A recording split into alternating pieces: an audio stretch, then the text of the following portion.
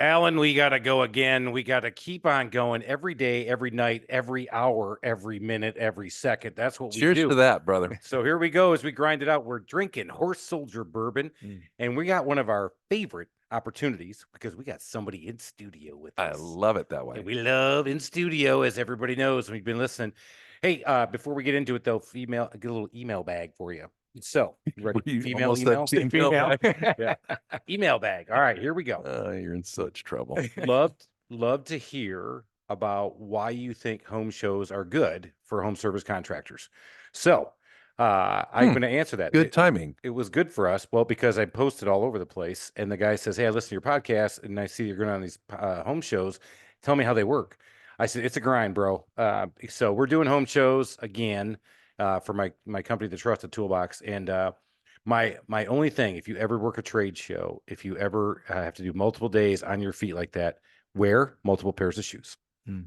Mix it up a little bit. That's it. There's my pearls of wisdom. All right. So along with pearls of wisdom, let's introduce our guest, Corey Perlman. I see what you did there. Huh? You've been waiting on that all day, I haven't set you? that one up, brother. I set that one up. Corey is a digital marketing specialist. He's OG actually, because he was doing digital marketing before we even knew what digital marketing was, or it was even talked about. He was doing digital marketing when they only had a printer press. I think like the Gutenberg press. I don't think he's as old as us, though, Alan. So, Corey, welcome. Thank you. All right. So, also a 3-time author. Cheers to that. Yeah, and cheers he's to that. drinking with us on that one. So, I'll drink to that. Cheers. So, Corey, let's jump into the whole thing, digital marketing. So, when did you actually start in it? And this, again, technology, right, just goes so fast. I mean, even last year, you're like, I can't believe I was doing that stuff a year ago that I'm doing now. I got to say, it makes me wonder, is that why you had to write 3 books? Because the technology changes so much that your content has to change. It's job security. I got to tell you, I'm lucky that every year it's like dog years. Every year in technology is like 7 years in regular years. So, I was doing it when MySpace was cool, right? And now here we are, and everyone's asking, what the latest and greatest is. So, I was, I've been doing it for 15 plus years. And I was telling you guys before we started that it was back with General Motors when they were figuring out how to make money on the internet with their dealerships, and that was just 15 years ago. That was 15. Yeah, that's crazy as it sounds. Just that was 15 figuring years out. ago. Yeah, I mean, and so actually, think about how you buy a car now. That is true, and let me say that was a little bit longer than that, maybe 20 years ago. About 2001, right around September 11th is when they were really figuring out EGM and technology, and so they launched their websites and such. And so we were teaching their car dealers about the internet, and we were trying to do it in a way that wasn't over their heads. And quickly we learned that if we did geek speak, we'd lose them. And so we had to do it in a way that was fun, interactive, and entertaining. And at any point we started going down the path of geek speak, we'd see. I'm still that way. We'd see that. The fade. We'd see the fade. The eyelids go down. The eyelids go down. And so from the last 20 years, that's been my whole thing, is teaching whatever it is in a way that's fun and interactive. And that's it. Huh.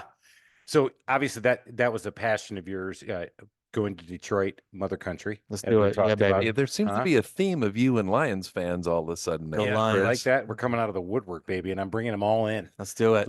You know what? Dan Campbell said the train's already left, but I'm on the train already, brother. So we're moving. It's only been 30 years, right? It's only been 30 years. And the 92 was the last time in the playoffs, and that was the first year I was in Charlotte, North Carolina, not living in Michigan.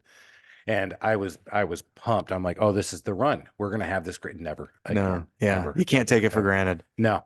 So that's why I'm riding this one too, having a great time with it. But you didn't start in Michigan. Where did you start? Sarasota, Florida. So how did you get to GM with that move?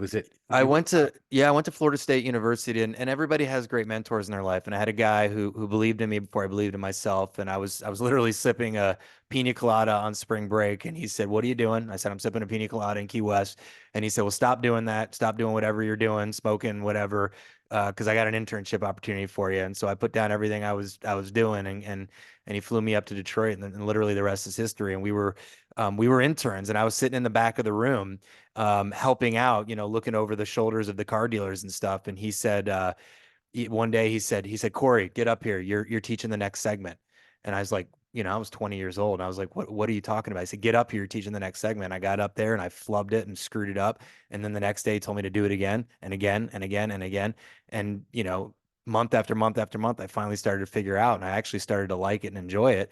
And again, 20 years later, I'm still on stage doing what I love to do. So That's awesome that Yeah. you found your passion. I found my passion. Yeah, I think that for a lot of people at that age, you're eliminating passions, right? Yeah. That really wasn't mine. No, I don't think that's it. And Yeah. I wish I would have told you what mine was at 20. It's the same as it is today. Pina coladas. And, Yeah, but And we- drinking and smoking, and people telling me to put that down. That's funny. I'm like, oh, I've had The, people the say that to difference me all the between you time. and Corey is he put it down. Yeah, right. And you never have. I still haven't. No. To this day. So, all right. So you work for the big three. Obviously, that is large corporate world. And then you leapt out on your own. What was the next path? Had to learn real quick. I think people do. Either you're a corporate guy or gal, or you're not. I figured out really quickly I was not. So I left. I went to a startup, and I wrote my first book called eBoot Camp, which was the name of that program, and it took off.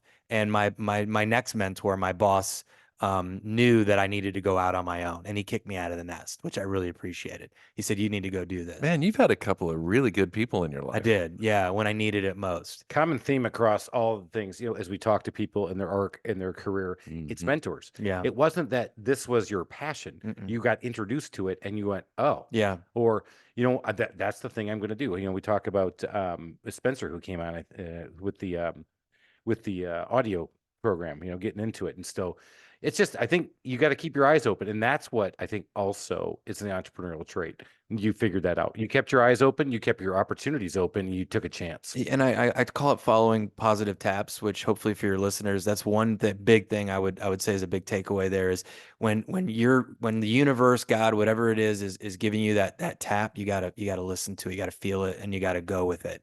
And there were a couple of times where I thought it was the tap and it was not. It was the startup that I wanted to do. No. It wasn't that. It was what everyone was. It's the squeaky wheel, the one that everyone's like, this is great. That's the one you should do, not the one that necessarily you think you should do that everyone is pushing against.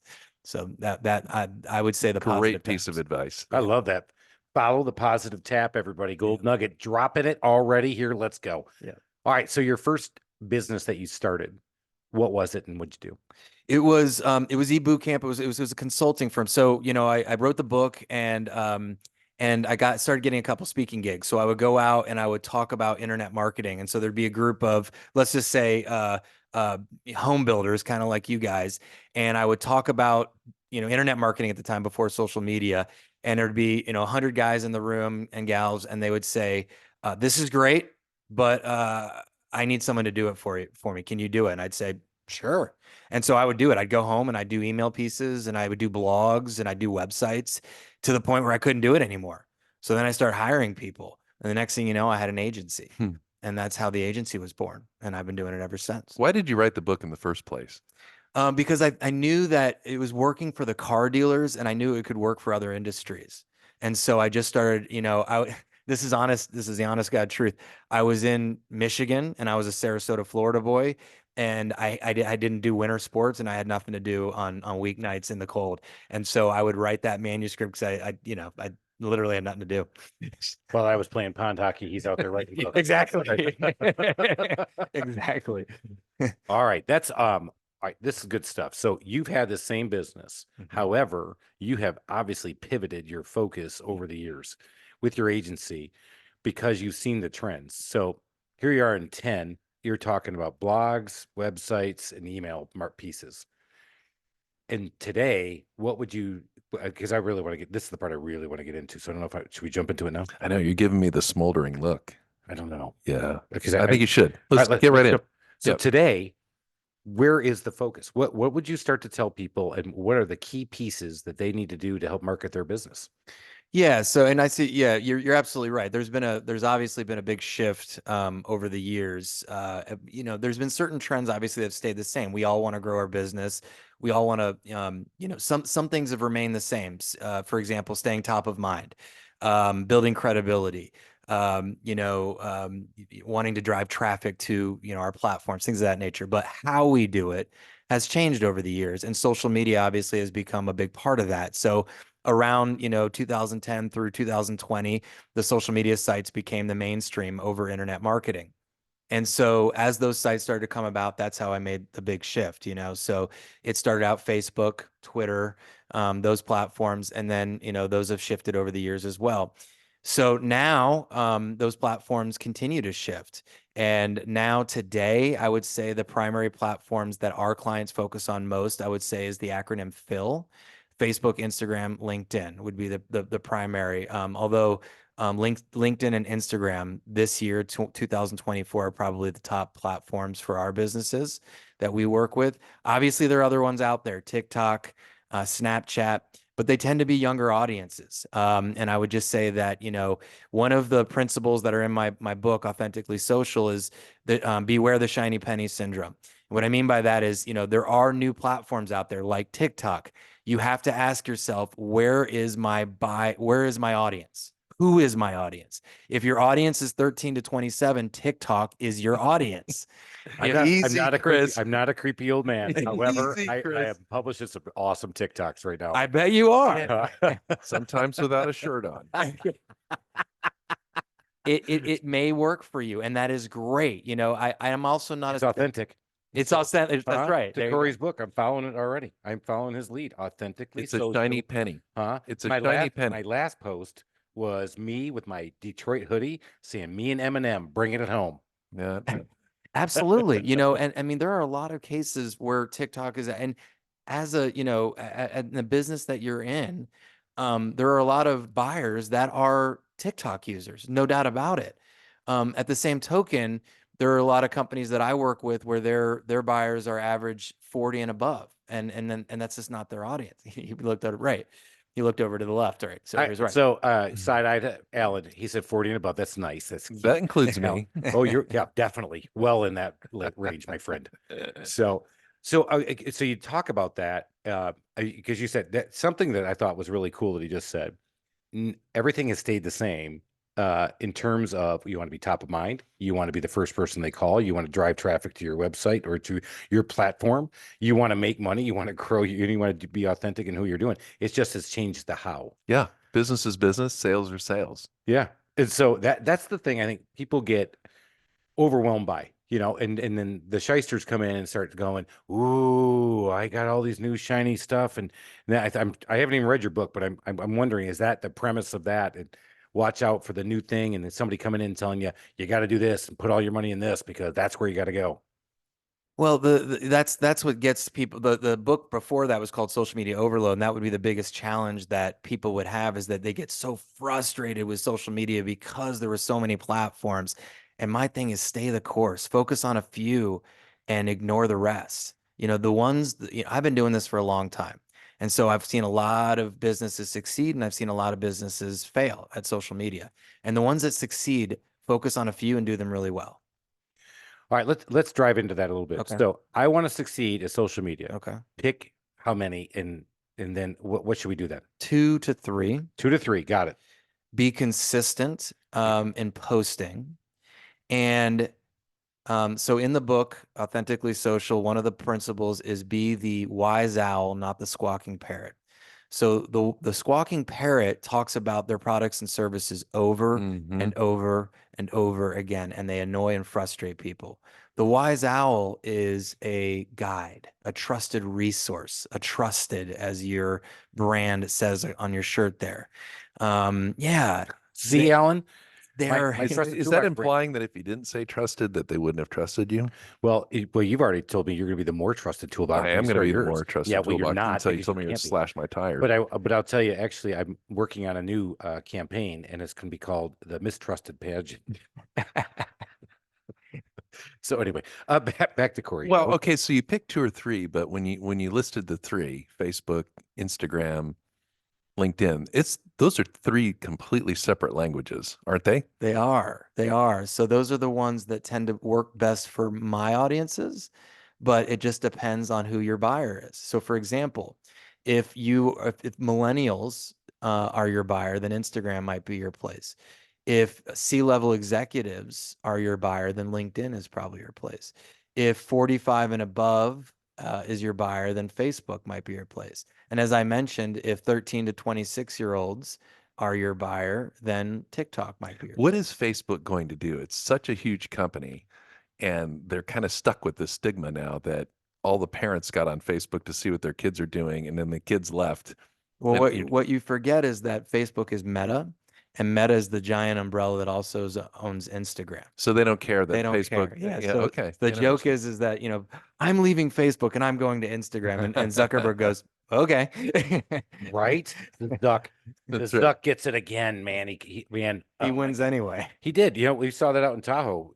$27 million house, Zuckerberg's house. He took down 3 houses to build his house. I just read he got 1,600 acres in Hawaii, Yep. and he's building a compound or a tunnel or something like that. But back to that, here's a question I've got for you. So I've got a 25-year-old daughter going back to school. She is infamous on our podcast as well for her exceedingly pointed comments at me. Do better, Chris. Yes, thank you. But she went to become a physician's assistant. Guess what they have? They have a Facebook group for her physician's assistant cohort class, and that's how they communicate with each other. So she is now on Facebook for this group. So talk about that. Is that like the begin? Is that going to be transformative? Is that going to be something where Facebook probably isn't going away and gonna, or that's something you still leverage as a group, or how's that work? Yeah, I mean, Facebook groups still have relevance. Thank you. Relevance. Damn bourbon. That was a stiff pour I gave you. Sorry. Yeah, Yeah. only halfway through. It does, I think groups, linked. It's funny how the certain features on certain platforms have worked over the years and haven't. LinkedIn struggled with groups over the years. They never quite made it, whereas Facebook really did well with that. Yeah. So I think, to answer your question, that has helped Facebook stay relevant over the years, is Facebook groups. But yeah, they have a stigma that is old, and that has helped Facebook lose market share over the last few years, and that's going to be problematic for them moving forward. There's no doubt about it. Well, that's good. Yeah, it's interesting. You brought up LinkedIn. Let's talk about that one a little bit more, because C-level people, you go on LinkedIn. I'm sure, Ellen, as a commercial real estate agent, you're on LinkedIn more because you're looking for. Yeah, those I kind of don't even people. do Facebook. Right. That's your place. Yeah, he's in LinkedIn. That should be your only place. Right. All right. So let's take Ellen as a, But he as gave a me a business really case. serious look. Did you see that? Yeah. Yeah, because he did. He shot a look because I think he knows you're not as good on it. I'm not very smart. Well, that too. Oh. So what should Alan do if he is a commercial real estate agent focused in the Atlanta market to push his brand out in LinkedIn and be the wise owl, as you commented? Okay. You ready? Yep. Because this is, for Write folks, this down for me, Chris. Yeah. I'll write this down for Alan. Yeah. And everybody else on here who earn professional services like this is important stuff for you. This is for most of us. Number one is you should be connecting with, 15 to 25 people a month that are buyers. Because LinkedIn can't help you if you're not connected with the right people. Okay. So one of your activities per month should be just connecting with people who either you can serve or that can serve you. So that's number one. Number two is you should be posting to LinkedIn 2 to 3 times a week with high value content. Just expertise, just helping people, being the wise owl, serving people, just trying to be a trusted resource for people. That can be, answering frequently asked questions, case studies, letting people know what your company's doing to in the community, all things that are just, showcasing who you are and what you guys are about and how you serve others. So that's adding value. And then you indirectly sell your services by offering testimonials and case studies. So this is, you might have a testimonial from, a commercial, you do commercial, Purchase and sale. purchase and sales. Yeah. So, that's where video helps a ton. You know, you might have a video testimonial, you might have a case study of some kind where you're letting the other people sell your value as opposed to you selling your value, which is really helpful as well. So that I would say. And then most importantly is you commenting on other people's posts. So being down with OPP. So I grew up in the 90s. You might remember that song, Being Down with OPP. It's not what you think what they coined that song to be about. It's actually being down with other people's posts. So what I want you to do every day, spend 15 minutes a day going out on LinkedIn and commenting on other people's posts.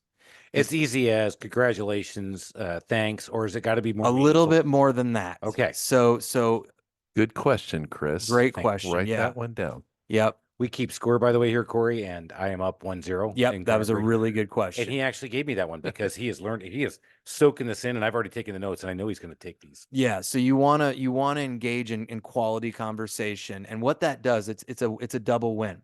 One is you're staying top of mind with your buyers and prospects. So you're staying top of mind with the people you want to stay top of mind with, but you're also scratching the back of LinkedIn. LinkedIn wants to create conversation on its platform. That's its currency. So by you creating conversation on other people's platforms, it will scratch your back by the next time you post by showing your post to more people. Does that make sense? I had no idea that they cared about that. They care about that the most, actually. No idea. Did you know that? I did not know that either, Yeah. and I wrote that down for all of us because I think I play in the LinkedIn space a little bit, only because business owner, 16 years in it. Yes, I have driven some transactions there, but that's only from my past life being in. And they're like, "Oh yeah, hey Chris, can I call your company?" I'm like, yeah, "Absolutely," but by staying like that, and I didn't know, so that's definitely key. I love that. That's a great way. How about another question? LinkedIn. I don't have time to do 2 to 3 posts a week. I'm not the creative. Can I share somebody else's LinkedIn posts and comment on it and get credit for that? I hate to tell you, but he's up 2-0 now. That's Really good That was question. good. On its own, no. That's actually I don't know if you get full credit for a good question when the answer is just a dead no. that's a good point. But it's a great actually. question because I've seen people share stuff all Maybe the you time. should have already, maybe you should have already known it. Actually, somebody Answer told to me. that. Somebody told me if you share content, it makes you look. I was like, huh. Apparently that's Yeah, a they're no. wrong. Yeah, dead yeah, it's wrong. actually Look at that. crap. You don't want to share content because, again, if you go back to that point that they're a conversation platform, is just simply sharing content adding to the conversation? Not really. You're kind of restating what somebody already said, right? Yeah. So what LinkedIn wants you to do is, yes, share. Say you're sharing somebody's content. Add your perspective. Okay. So let's just say you Chris, you saw something that I wrote on social media. Okay. So you hit the share button, but you add your perspective. Corey, really like the post on the 5 new trends of social media. Specifically, I like reels on Instagram. It's something I'm trying and I'm working really hard at Trusted Toolbox, blah, blah, blah, blah. And so you added your perspective. Also wanted to mention blah, blah, blah, blah, blah. What do you think about that? That's what LinkedIn wants. Getting deep, getting underneath it, not just watching some surface thing and just going repost, share. That's Instagram. Repost, share. That's share. Twitter. That's X. That's Right. not LinkedIn. Got it. All right. So, wow, those were some serious gold nuggets. If you're LinkedIn, you're looking for, again, we said C-suite, but let's talk about this. Professional services, business owners. If you're a B2B company, LinkedIn's the place to go. I agree too. I think B2C, yeah. Have I picked up a couple jobs here and there? Sure. But really, I'm on LinkedIn trying to build my B2B, kind of my next thing, establishing the mastermind groups and coaching and consulting with other business owners as I get out of the Trusted Toolbox day-to-day stuff. So I love that idea. Now let's shift gears. I'm in a different world. Who are you working with in that Facebook, Instagram world? And let's talk about strategies for them. Yeah, I'm glad you asked that because I wanted to give you. No, That's that- 3. No, That's 3. No. No? He's glad Oh, you asked oh. it. He didn't say it was a good question. All right, I fine. mean, it might be a clean sweep. But maybe you come up with like the question that gives you 4 points. I don't know, but that's. We don't have a 3-point line on our questions. Well, I'll let Corey be the judge because I'll give you a shot. He is from Oregon. So what you need to, so a couple of things, one is, your concept, your strategy you need to be thinking about, especially in your line of work, is hiring. And the new crop of people that are coming in are looking at your Instagram feed to decide whether or not they want to work for you. So your culture, your values, who you are as an organization should show up on Instagram. And so what does that look like? That looks like, community service. It looks like, work anniversaries. It looks like work parties. It looks like mental health, stuff like that. All that stuff matters. Doesn't matter as much in LinkedIn, right? We didn't talk as much about that, but boy, it matters a lot on Instagram, and it matters a lot to the millennial Gen Z world as they decide where they want to spend their time in employment. Okay. Wow. Yeah. I'm telling you that I didn't even think like that. And I have a ton because I've got a big focus on training in my company, and I got a big focus on culture and building the culture within our company of the handyman and the technicians and our project managers. And I didn't even think that would work. I was actually playing for the suburban housewife with our content that we've been trying to push on the Trusted Toolbox. So good point, man. I think that's a big aha. Hopefully, if that's an aha for you, too bad, but it's an aha for me. Take it. Let's go. You're in the truck. Keep driving. Let's go. Yeah, I thought that was something I knew that maybe you weren't thinking about. It was a different audience, and I want to mention that to everybody, that you might remind yourself that you need to have content categories, and so one category might be adding value to the husband and wife that you might be doing a job for, but that's just one category. Another category might be testimonials. Another category might be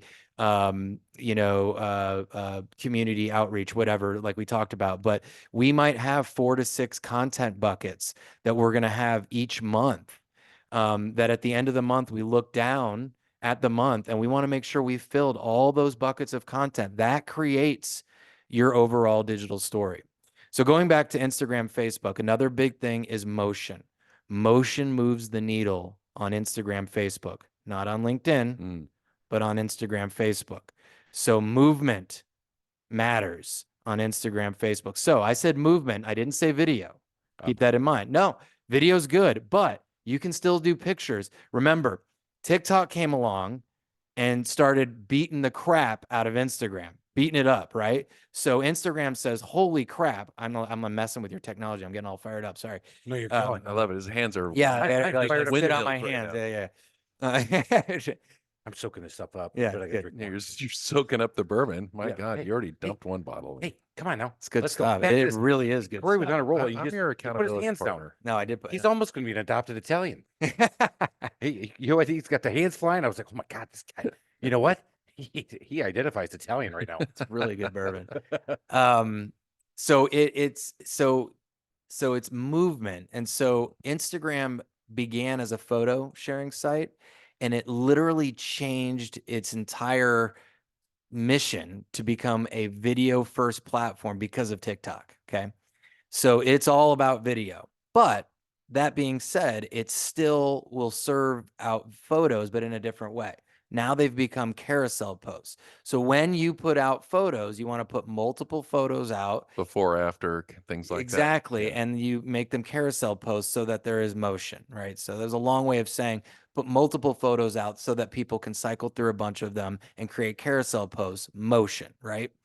So carousel posts, reels obviously are super important, and you just have to have fun and be light and entertaining. You don't need to write that down, Chris. You've got that part down. In order to win on Instagram. There's just no doubt about it. So all I'm hearing about all of this is there's never a call to action. There's no hook. So in a way, it's passive marketing. I mean, you're being very active in putting a lot of bait out there, but the bait doesn't necessarily have the hook. That's a good question. I did. It was a good question. I actually made him stop and think. Yeah. Well, you also made an interesting kind of look to that, which I thought maybe you had a comment on. No, I'm dying to know. You're just curious. You're right, because you just said post out motion, post out stuff, be the wise owl, no, don't go out there and hawk your wares, right? Yeah, because what's the it's hook? like, oh, I got But- an $89 brake job. Meanwhile, somebody's scrolling through their posts of their grandkids with spaghetti on their head, and then you get one of those overt call to action ones. You hate that, and you alluded to that earlier. But So I know I can't wait to hear this. Yeah, yeah, I think he's got a good one. well, I think that you earn the right for the call to action. So I don't think it's completely eliminated. I think that it's there. I think that you earn the right by putting it at the end and serving it up in a meaningful way. So it's kind of the 80-20 rule. So if 80% is either value or entertainment, 20% is call to action, then you're doing your job. So it doesn't mean it's eliminated, but it's certainly not the focal point of the video. Okay. Yeah, I don't think you're not doing this for non-for-profit reasons. If it's not there and you've done your job of staying top of mind and interrupting their day and awareness, then sure, you've definitely succeeded. But as a business owner of an agency, my job is to create results. So you're darn right, I'm going to have call to actions in a lot of the content I'm producing on Instagram. But it's going to be All a little right, more so subtle, though, right? Yes. All right, but subtle. But he's right. I mean, again, if I say, hey, Corey, take over my social media campaign, and then I go, hey, where are my results? Because I need people calling the phone. I need people dropping in my emails. I'm putting phone numbers in. There's Right. no doubt about it. Yeah. Okay. Huh. That's amazing but on the other side, you're right. On Instagram, when I go to the gram and start going through, and I'll start getting those sponsored posts, and it's 100% is all I'm getting sold on is come to this contractor growth summit, come to this 10X program with Grant Cardone. I mean, he is the master of this too, right? And you scroll, but when I see a Grant Cardone video of him in the fam or him doing something, I stop and watch him. Now, you just did something really interesting that I think we need to talk about. I'll get a half a point on that. No, this is an intervention. This is an intervention. Yeah, this is an intervention. We're taking Go away. Corey. All right, Yeah, go, that's Corey, right. An go. intervention All right, I because think and we're tied 1-1. we're all guilty of this. Oh, This is our age. Me preaching on. You did an Instagram, Facebook thing that we do as our age, and you did this. Okay, this is what we do. We swipe up. We swipe up and down. There's a whole nother generation of people age, say 35 and below, that swipe left to right. Right? Because they're trying to hook up, right? No, not necessarily, but that is part of it, right? So I've heard. That's- I was gonna say, you jumped it a little too quick there. Thank God Judy doesn't listen to this show. My God, Alan, he's a good man, but you're swiping right too much, man. Is that the right? I don't even know if that's. I don't Is know which that way's right the or good wrong? way. I don't either. All right, so But because of Snapchat, I think that's what made it go the left to right thing. Okay. So stories, which is a big part of Instagram and Facebook to some degree, have you going left to right, going like this. So it's really, you're doing this, but you're it's doing dot, dot, dot, boom, dot, boom, dot, boom, boom, left, boom, left, right. left, left, right. Carousels, stories. stories. Yeah. So if Trusted Toolbox is not actively doing stories every day, you're missing an audience. For example, when I have an audience of say 500 people and that's a mixed age, I will ask this question to the audience. I'll say, how many of you only look at stories on Instagram? There will be hands that will go up. 20, 30, 40, 50 hands will go up. And it's mostly young people. But that tells you that there's audience members, there's people in there that you're not hitting because you're only doing native feed posts. That's the post. That's just regular posts. and not the stories. Not the stories. Wow. You're missing them. I've heard this. I actually, but he synthesized it and put it right down. So a blend of both, yeah. A blend of both. Yeah. Okay, I'm going to ask the dumb question. What's the difference between a native feed post and a story? What do you mean by a story? It's a fair question. Yeah. It's Good question. I mean, it's close. It's a fair. It's in the middle. So on your Instagram or on your Facebook, you have the circles at the top, and then you have your feed, your normal basic feed that you swipe through. So if I go and I just post a photo or a video on my Instagram right now, it goes to my normal feed. But my story up at the top can have multiple photos or videos at the same time. It lasts for a 24-hour period and then it disappears. The story is typically used for a 24-hour period a day. So it might be like a day in the life of myself. So it might be today had a webinar. I had lunch with my wife, and I came and did this podcast and a couple other things. And so I might put all those things in my story. So if you go to Corey's story, you might see all those things, and you're flipping through and you're seeing a couple photos, a couple videos of Corey, and you're seeing more of an experience of me versus just one singular photo or video. So that was a little bit better than a fair question, Chris. All right, you know, I'm gonna give you one on that one because he actually hit on something I actually use in my own company. So at the Trusted Toolbox, we're a handyman company, but we're more than that. And you know that here in Atlanta that we are the biggest ones, but we transform houses, we do remodeling as well. People want experiences. And so that's the problem that we're shooting against right now, because in the economy, here we are in 2024, is the experiences are I couldn't travel for a long time. And now I finally can. A lot of our customers are discretionary cash buyers, and I'm seeing a huge drop off in the last 3 to 4 months in asking for our services. But what was the biggest driver of economic unemployment, or the keeping the unemployment numbers down in 23 fourth quarter? Tourism and government. So people are going, and where are they going? They're going overseas. So if you're spending 10 to 15,000 for the experience, but you just took your 10 and 12-year-old to London for the first time, you're like thrilled. But he just said on Instagram, you're going there for the experience, and a story in Facebook or on Instagram is the experience. You're going through their experiences, and people Jones with that more. And let me tell you one other thing that'll make you feel a little bit better. You might have done such a good job. Let's just say you guys had a great remodel. Like you did a whole like before. It was beautiful. You said, you know what, we're gonna do a great story on this. You did, 10 pictures, you did 3 videos, and you loved it. And then you remembered something Corey said. You said, oh, dang, can you cuss on this podcast? You Hell can yeah. all you Okay. want. You said, oh shit, it's going away in 24 hours. Mm.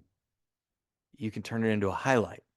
By pressing a button and you turn a story into a highlight, it remains at the top of your Instagram feed for as long as you want It's it like to. pinning a tweet.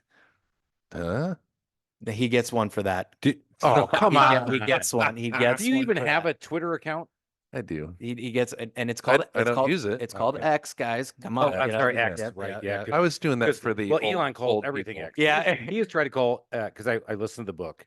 I did the audiobook on Elon Musk, by the way. At what speed? 1.25. Okay. Yeah, I couldn't go 1.5, especially when he was in school, because I was like, he went to school for engineering. I'm like, well, you know what? He went for he went to be a physicist. So I got my master's degree under 2 physicists. And the entire time, all they did was beat the hell out of me, telling me how dumb I was, because they were physicists. So anyway, back to Elon. He was calling things X while he was in school, and he was totally enthralled with space in the beginning. This is not a fluke thing. It's not the billionaire's toy. That is not true. He definitely is doing that. Now, would I ever want to work for this guy? A hell no. A no. Do I think he's a nutball? Yeah.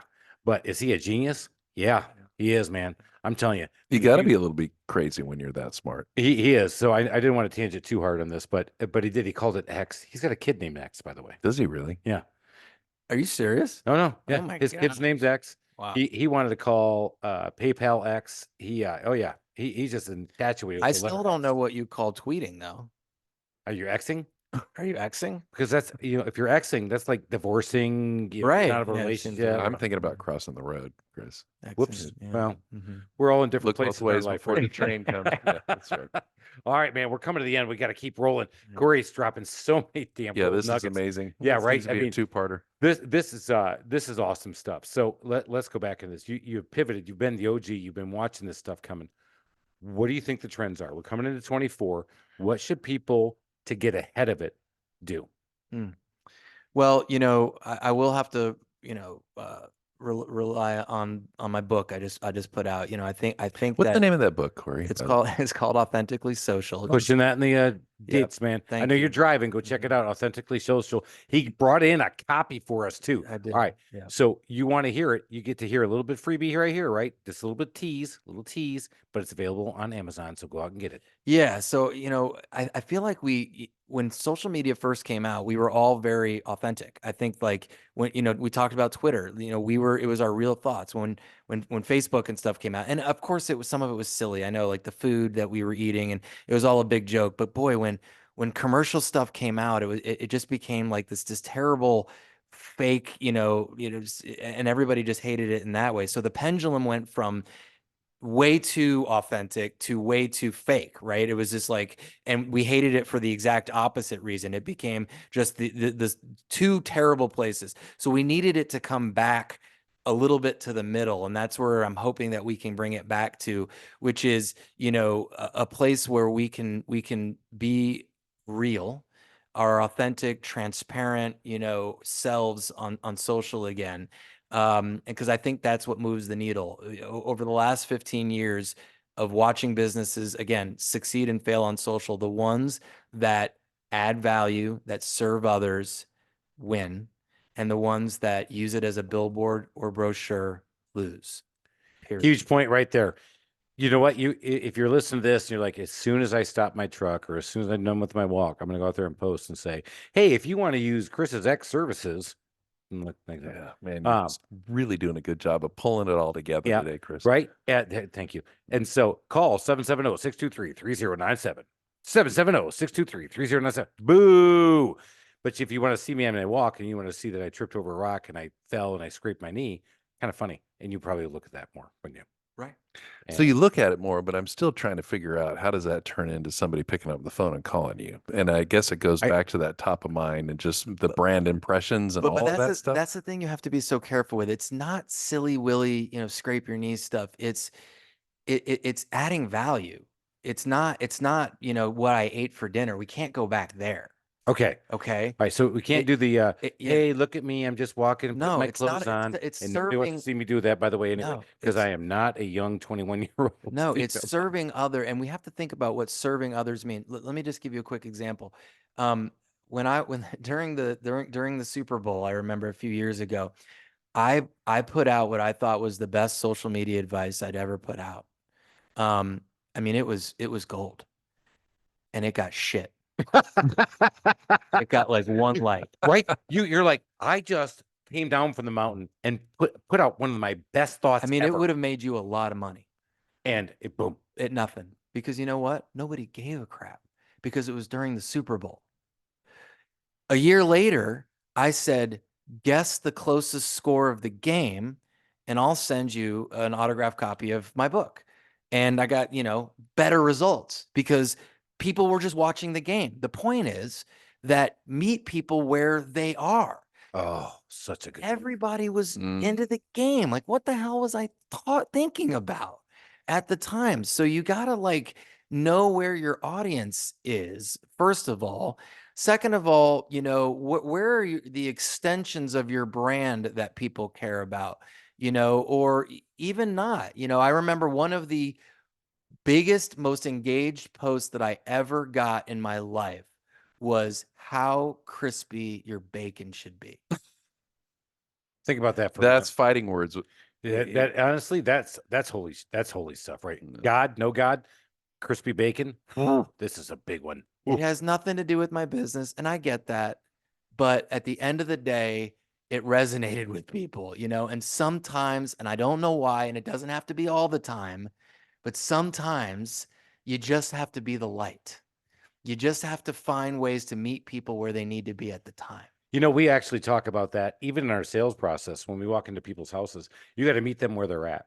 So we'll come in and somebody will say, hey, I just want you to fix my door. Well, you can tell immediately the door has to be replaced. They don't want to hear that. So you have to meet them where they're at and then get them to come up to the realization that I guess the door needs to be replaced. When the door's delaminating, the door jams off and the sill nose is falling down and they're like, can you just short back up? And they're thinking like $100, maybe $200. You're like, you got to meet them where they're at. You can't just walk right in to your point, you can't walk right in and go, nope, you're looking at a $2,000 door. Dude, what? Oh, you're crazy. Oh my God. You got to meet them where they're at and bring them back up to you. And at the same time, and just real quick, but when you walk in the door and you see in the corner of your eye that they happen to be a lion, you see a lion's helmet there. Oh, Okay. So there's mutual connection there. Or maybe over to the left there, you see that they graduated from, Florida State University. Hey, go Knowles. So commonalities, right? You're building rapport. You're finding things, connection. great point. That is actually excellent, right? That is amazing. Classic sales. It is. Yeah. That's just sales. Like you said, right off the bat, Mhm. sales is, well, you said it. Sales is sales. I did, and you didn't Yeah. give me a point. Okay, you get a point there. But sales is sales. That's what you're doing on social media. You're out there finding commonality, finding common ground, and providing wisdom and providing guidance. Corey, you've been nailing this thing. This has been awesome. This is going to be gold, my friends. I can't tell you how great this is going to be, but I got to ask you my famous 4 questions. I don't know, Corey, if you can move on to these final 4 questions, but I'm going to have to hit you with them because Alan and I are crazy about these things. What is the favorite book that's not yours, by the way? Because, by the way, Corey's got 3. We'll put them in the show notes.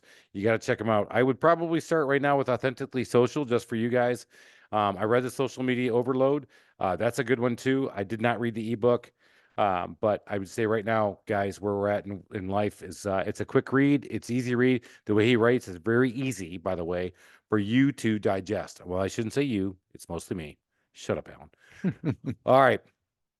Number 1, give us a book that you would recommend to our group. Sure. And I will say that if you picked your own book, you should punch yourself in the face, right? I mean, it's not about that. Again, you just got to talk about that. You can't be self-promoting. I mean, that's so I did it for you. Terrible. But I would pick How to Win Friends and Influence People by Dale Carnegie. It's a book that changed my life multiple ways, changed my wife's life, and it's just a book that easy principles, but made me a better human being. How about that, Alan? Maybe you could be a better human being if you. Oh, you did already read that. I forgot that part. All right, we'll keep going. All right, number 2. What is the favorite feature of your home? As a remodeler and a handyman guy, I'm really into it. What's the favorite feature of your home? Kind of this a little bit of an off one, but I happen to live on a lake, so I have a floating dock that we recently built. That is probably my favorite feature. So. No, that is awesome. I love that. Because water, floating dock. I have often said that I would have a place on the lake, and here I am in Atlanta, a long ways away from a lake. And my friends, I chose a business that it makes me have to go all over. I cannot live at the lake here in Atlanta, so that's awesome. All right, one of the big things we talk about on our podcast is customer service, because Al and I are customer service. Always got a tongue tied freaks. We want to know, what's a customer service pet peeve of yours when you're out there and you're the customer? Customer service pet peeve of mine is when I'm only called upon when it's invoice time. I feel like when I'm reached out, I just remember one time during COVID, when my banker called up. It was during the PPP loan thing, and he just said, "Hey man, I just know this is a tough time, and I know this is a confusing process. I just want to know if you're doing okay." And I was like, wow, I'm gonna bank with you for life, just because the fact that you don't need anything from me, you don't need my business or anything, you're just checking on me, means the world to me. So it's just been something I'll never forget. That's a great one. Actually, you turned the customer service pet peeve into a customer service win. Now we can talk about that in a family win. I would just want my 25 and 22-year-old to call me and say, "Hey Dad, how are you doing?" Not, "Hey Dad, what do you need now?" Yeah, my bank account's a little low. And everybody who thinks that I got the 25-year-old still on it. By the way, she has loans. She worked for 3 years before she went back to do her PA thing. So I know who am I kidding? She's daddy's girl, and I paid way too much. So, but that's a great one, right? Just that. And we talked about this on the Reber podcast, which is a couple ago, Contractor Fight, Tom Reber. And he said, one of the best things I've heard, and we've actually talked about it in our company, to do the do the unexpected intentional touch. And that's what he just did. He called you and said, "Hey man, I know this is a tough time." And PPP, when that came around, I don't know who had them, who didn't have them. It actually gave me peace of mind to grow. Now, in the home services business, we exploded, but we didn't know that was coming.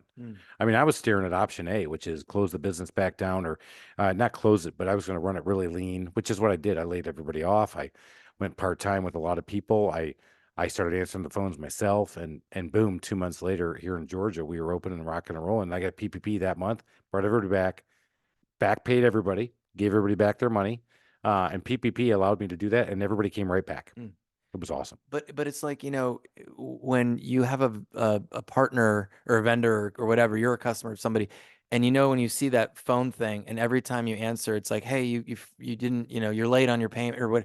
It's always something, it's like, it's never something that's a pet peeve, I guess. That's awesome. Yeah, because how about the employees that text you like, hey Chris, do you have a minute? That one's not going to be I just wanted to tell you how awesome it is to work here. And I just wanted to tell you, you're the best boss ever. No, it's usually something that's going to be unpleasant. All right, let's move on to number 4. Now, we love the DIY nightmare stories. We love fire. We love water damage. We love dismemberment. I actually told a story on one of the podcasts where I actually put a foot through my nail. I put a nail through my foot because my buddy didn't come over and help me put up a beam in my own home. Yes. So give us a DIY nightmare story. A DIY. Oh gosh. I mean, I just bought my house that I live in here recently, so I've got a few. Well, I'll tell you that I recently have had a mouse problem, and we've had so I've DIY'd trying to get rid of them. And so we started out by doing it the humane way of, first we got these little peppermint balls, and so we put these little balls out, and you'd see the mice literally run by the balls, just sort of look at them as they'd scurry by them. And they just walk by it like, yeah, that's going to do anything to them. And then we bought these things where these little tubes that they'd put them inside, and that didn't work either. And so then we bought traps, and needless to say, a couple of times, a couple of fingers had gotten hurt in the process, kids, playing with them, things that. Oh no. But those things have worked, I will say, without sounding too gruesome in the process, but that has taken care of the problem. But that, I would say, has been the DIY project of recent memory that I have taken on, that has eventually worked out, but has had its challenges. I love that you tried the humane way. tried. I appreciate that, and I love you for that. Thank you. And I will not tell everybody what I usually do if any of these situations ever arise: squirrels, mice, rats, or any of the various pests that you might think of. Anytime they get in my house, there is 100% chance that it's not going to be humane in my building. All right, we got to get out of here. Alan, we've had a blast. You haven't learned something today, man. That's on you, because this was dynamite. We dropped so many gold nuggets. Corey Perlman, go out and check his book out, Authentically Social. How can we hear about you, Corey? We'll put these in the details in the bottom. Well, first, let me say thank you for having me on. Thank you all for listening. It's really been a joy and a pleasure to be here. My 2 websites are CoreyPerlman.com. Corey is spelled Corey, and Perlman without the A, Perlman. And my agency website is impactsocialmedia.com. And like you said, the book is out, Authentically Social. I'm really proud of it.